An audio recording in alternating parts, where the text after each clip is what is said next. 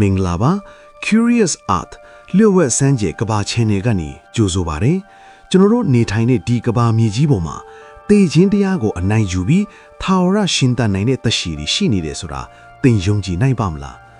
တချို့ကအင်္ဂါအစိတ်အပိုင်းတွေပြတ်သွားရင်တောင်အစ်စ်ပြန်ပေါက်နိုင်တယ်လို့တချို့ကတော့အိုမင်းလာရင်ကလေးဘဝကိုပြန်သွားနိုင်ကြပါတယ်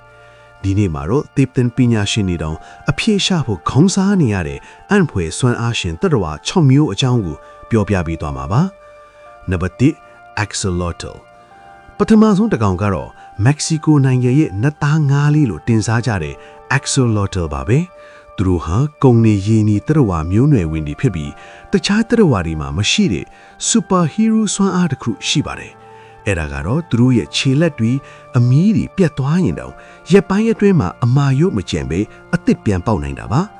ပိုပြီးထူးဆန်းတာကသူတို့ရဲ့နှလုံးနဲ့အုံနောက်အစိတ်အပိုင်းကချို့ပျက်စီးသွားရင်တောင်ပြန်လဲပြုပြင်နိုင်တဲ့စွမ်းရည်ရှိတာပါပဲသူတို့ဟာဘာလို့အမြဲတမ်းနုပြိုနေရတာလဲဆိုတာကတော့ကမ္ဘာလျှို့ဝှက်ချက်တစ်ခုအဖြစ်ရှိနေသေးပါပဲနံပါတ်2 immortal jellyfish ဒုတိယတစ်ကောင်ကတော့ပင်လယ်ရေအောက်ကမတည်နိုင်တဲ့ငါးပွက်immortal jellyfish ပါပဲတာမန်အရှိတွေဟာငယ်ရွယ်ရာကနေအိုမင်းပြီးတေဆုံးကြတာတဘာဝပါဒါပေမဲ့ဒီငါးပွက်တွေကတော့အိုမင်းလာရင်ဒါမှမဟုတ်အန်ဒီယန်နဲ့ကြုံလာရင်သူတို့ရဲ့ cell တွေကိုအစကနေပြန်လဲဖွဲ့စည်းပြီးကလေးဘဝကိုပြန်သွားနိုင်ကြပါတယ်တဘောကအသက်ကြီးလို့တေဂာနီဖြစ်နေတဲ့လူကြီးတယောက်ကနေကလေးလေးအဖြစ်ပြန်ပြောင်းသွားတယ်လို့မျိုးပါပဲဒါကိုအကျဉ်းချင်းပြုလုပ်နိုင်တာကြောင့်တဘာဝတရားအတိုင်းဆိုရင်သူတို့ဟာဘယ်တော့မှတေဆုံးမှာမဟုတ်ပါဘူးနံပါတ်3 blue ringed octopus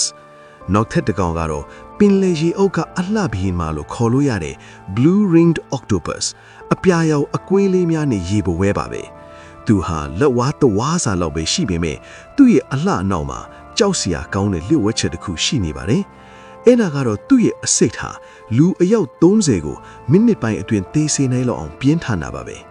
ပိုပြီးထူးဆန်းတာနာဒီအစိတ်အတွက်အဖြေရှာရမယ့်စီအခုထိမရှိသေးတာကြောင့်သူ့နဲ့တွေ့ရင်အလှကြည့်ဖို့ထက်ဝေဝေကရှောင်တာကအကောင်းဆုံးပါပဲနံပါတ်4 mud skipper အခုတစ်ခါမှာတော့ကုန်းပေါ်မှာလမ်းလျှောက်တတ်တဲ့ငါမျိုးတစ်မျိုးအကြောင်းကိုပြောပြချင်ပါတယ်သူကတော့ mud skipper လို့ခေါ်တဲ့ကုန်းနေရင်းနေတတဝါမျိုးပါသူတို့ဟာငါးမျိုးနွယ်ခစ်ပေမဲ့ရေထဲမှာထက်ရွှင်နွယ်ဒီပေါ်မှာအချိန်ကုန်ရတာကိုပို့ကြိုက်ကြပါတယ်သူတို့ရဲ့ထူးခြားတဲ့လျှို့ဝှက်ချက်ကပါဟန်နဲ့တင်မကအရေပြားကနေတဆင့်အောက်ဆီဂျင်ကိုစုပ်ယူပြီးအသက်ရှူနိုင်တာပါဒါကြောင့်လဲသူတို့ဟာကုန်းပေါ်မှာခုန်ပြော့ပြီးသွားလာနေနိုင်တာပေါ့နံပါတ်5 starfish ငါးမျိုးစားထဲမှာပဲအစမ်းဆုံးနောက်ထပ်တစ်ကောင်ကတော့ကျွန်တော်တို့အားလုံးသိကြတဲ့ပင်လယ်ကျဲလူပါပဲသူတို့ဟာမြင်ရတာရိုးရှင်းတယ်လို့ထင်ရပေမဲ့သူတို့မှာအုံနောက်ဆိုတာလုံးဝမပါရှိပါဘူးအုံနောက်မပါပဲဘလို့ရှင်သန်နေလဲဆိုတာကတကယ်လို့အံ့ဩစရာပါ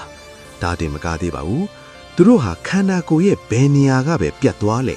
အဲ့ဒီအပြတ်ကနေခန္ဓာကိုယ်အခုလုံးပြန်ဖြစ်လာနိုင်တဲ့အထိထူးခြားတဲ့ရှင်သန်နိုင်စွမ်းရည်ရှိကြပါတယ်နောက်ဆုံးတစ်ကောင်ကတော့အနုမိတ်ကမြန်နဲ့ကြည်မှမြင်ရတဲ့ tardigrade ခေါ်တဲ့ရေဝက်လေးများပါပဲသူတို့ဟာကမ္ဘာပေါ်မှာရှင်သန်နိုင်စွမ်းအမြင့်ဆုံးတတ္တဝါတွေပါရေတော့လုံးဝမရှိတဲ့နေရာအရန်ပူတဲ့နေရာနဲ့အရန်အေးတဲ့နေရာတွေမှာတော့ဆဲသူကြီးအသက်ရှင်နိုင်ပါတယ်တကယ်တော့သူတို့ကိုလေဟာညရှိတဲ့အာကာသအထိပူပြီးစမ်းသက်ကြည့်တဲ့အခါမှာတော့မသေးပဲရှင်သန်ခဲ့ကြပါတယ်သူတို့ဟာကမ္ဘာပြတ်မဲ့အန်ဒီရီကြုံလာရင်တောင်နောက်ဆုံးအထိကြံရစ်မဲ့တတ္တဝါတွေလို့ပညာရှင်တွေကယူဆထားကြပါတယ်ကမ္ဘာမြေကြီးဟာကျွန်တော်တို့မသိသေးတဲ့လျှို့ဝှက်ချက်တွေနဲ့ပြည့်နေစေပါမယ်ဒီနေ့ပြောပြသွားတဲ့အကောင်လေးတွေထဲမှာသင်တို့တော့ဘသူ့ကိုအစမ်းဆုံးလို့ထင်လဲ comment မှာရေးခဲ့ပေးပါဦး